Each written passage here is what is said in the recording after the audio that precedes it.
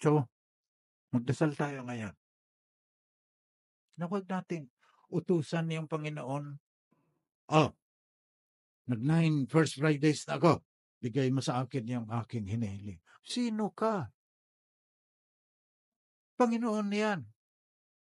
Whether you are healed or not, Panginoon mo pa rin yan. Tanggapin mo lahat ang kanyang sinasabi.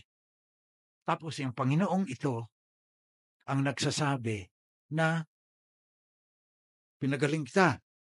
Huwag lingkuran mo yung iyong, lalo na yung mga naguguto.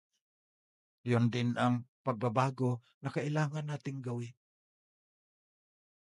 Nakakalimutan natin ng Diyos pagkatapos magmilagro, balik tayo sa dating ugali.